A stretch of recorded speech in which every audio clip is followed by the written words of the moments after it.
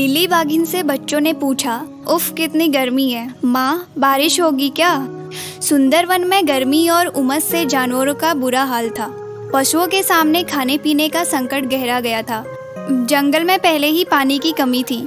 सूरज की तपिश से अब वहाँ सब कुछ सूख रहा था। चारों तरफ कोहराम मचा था। दिन तो गर्म थे ही, रातें भी ठंडी नहीं रही। पक्षियों और ज्यादा बालों वाले जानवरों की तो शामत आ गई थी। लिली अपने बच्चों के साथ जंगल में रहती थी। रोज आसमान में बादल उमड़ते घुमड़ते पर बिना बरसे चले जाते। बरसात के दिनों में भी पानी की एक बूंद नहीं बरसी। राजा शेर सिंह ने कहा, दोस्तों, हमें मनुष्यों की हरकतों के कारण सूखे की समस्याओं से जूझना पड़ रहा है। इन्होंने ही जंगल की यह हालत की है और हम सबकी स्थिति दयनीय कर दी। यह स्थिति इंसानों की वजह से हुई है। इन्होंने हम सबसे शक्तिशाली होने के नाते अपनी सुख सुविधाओं के लिए पेड़ काट डाले, नदियों को रोक दिया, विकिरणें फैलाई और पृथ्वी का नाश कर दिया। इसलिए यहाँ का मौसम ही बदल गया है। न बारिश हो रही है, न सर्दियाँ पड़ रही है, सिर्फ गर्मी का साम्राज्य है। पेड़ों पर खाने को फल भी नहीं है। इंसानों को खत्म कर दिया जाए। इंसान मुर्दाबाद। नफरत से जैकी लोमड़ बोला। उसके पीछे सभी ने हुंकार भरी, मुर्दाबाद मुर्दाबाद। राजा शेर सिंह की दहाड़ गूंजी। शांत रहिए। सभी चुप हो गए। हमने तय कर लिया है, रात को हम जंगल से सटे इलाकों में इंसानों के घर पर हमला बोलेंगे और उनका खाना पानी ले आएंगे। उन्हें भी तो पता चले कि किसी का भोजन पानी छीनना क्या होता है। सभी ने तालियों की गड़गड़ाहट से राजा की बात का स्वागत किया। सभी को अब रात होने का इंतजार था। बबलू नाम का हाथी, कस्तूरी नाम का हिरन जंगल की सीमा से निकले और गांव तक गए। इंसानों की सुरक्षा व्यवस्था के चलते वे एक दो ही शिकार कर पाए। कुछ जगहों पर तो कैद होते होते वे बड़ी मुश्किल से बचे। जंगल में खबर फैल गई कि योजना फेल हो गई है। राजा शेर सिंह ने दोबारा सभा बुलाई। जिन लोमड़ों को लोगों ने पीटा था वे डरे सहमे खड़े थे। राजा शेर सिंह बोला, जंगल के निवासियों, हमें डरना नहीं है, डटकर मुकाबला करना है। अस्तित्व की लड़ाई में राजा शेर सिंह आगे बोलते, इससे पहले लिली बोल उठी, आज्ञा हो तो मैं कुछ सुझाव दूं। लिली की जंगल में साख थी। छोटे बड़े सभी उसका आदर करते थे।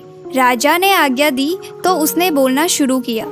साथियों, हमारी लड़ाई इंसानों से नहीं है, बल्कि उनके किए हुए कर्मों से है। विज्ञान का सहारा लेकर जो प्रकृति का अनुचित दोहन उन्होंने किया है, उसी के कारण यह संकट खड़ा हुआ है। पृथ्वी और गर्म होती जा रही है, ग्लेशियर पिघल रहे हैं, पर केवल हम ही नहीं, मनुष्य भी इस पीड़ा को भुगत रहा है। कुछ सालों बाद उसके खुद के पास खाना पानी नहीं बचेगा। सभी दम साधे लिली की बात सुन रहे थे। इंसानों पर हमला करेंगे तो हम बचेंगे, क्योंकि वो हमसे ज्यादा शक्तिशाली हैं। सभी ने सहमति से सिर हिलाया, खासतौर से पिटे हुए लोमड़ों ने। राजा शेर सिंह ने पूछा, तुम्हारे पास इस समस्या का कोई हल है? लिली ने उत्तर दिया, है तो सही, पर थोड़ा लंबा और मेहनत का काम है। शेर बोला, बताओ, हम अवश्य करेंगे। सभी जानवर बोले, हम पानी और खाने की तलाश में इंसानों की बस्तियों में जाते हैं, तो क्यों न उसे यहीं उगाएं? पर इसमें सभी का सहयोग चाहिए। परिणाम आने तक धैर्य भी बनाए रखना होगा। अगली सुबह जंगल में खाली स्थानों पर बीज डालने, निराई गुड़ाई करने काम शुरू हुआ। सभी जानवरों और पक्षियों ने अपने गुणों के अनुरूप कार्य किया। एक दूसरे की मदद की। उमस और गर्मी से बेहाल लोगों को लिली के प्लान से चमत्कार की उम्मीद थी। इंसानों के इलाके में घुसकर वे देख चुके थे। दिन बीते, हफ्ते बीत गए, न गर्मी कम हुई, न भोजन टपका। लिली के इरादों पर सभी को संदेह होने लगा था। इतनी मेहनत व्यर्थ करवाई, इससे तो चुरा कर खाना ले आते। आनंदवन के निवासी उस दिन बेहद हताश थे।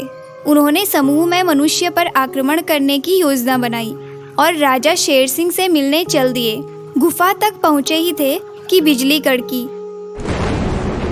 पूरा आनंदवन रोशनी से नहा गया। गरज के साथ छींटे पड़ने शुरू हो गए। जहाँ बीज डाले थे उनमें छोटी छोटी कोपलें उगाई।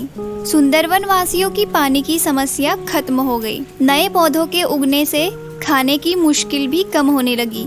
शाकाहारी जानवरों के पनपने और मांसाहारी जानवरों को भी भरपेट भोजन मिलने की उम्मीद जगी। लिली की योजना ने देर से ही सही काम कर दिखाया था। जंगल से पलायन या इंसानों पर हमला करने से उन्हें हमेशा भरपेट भोजन पानी नहीं मिलता। अपने हाथ से किया काम अच्छा होता है। उन्हें यह समझ आ गया था।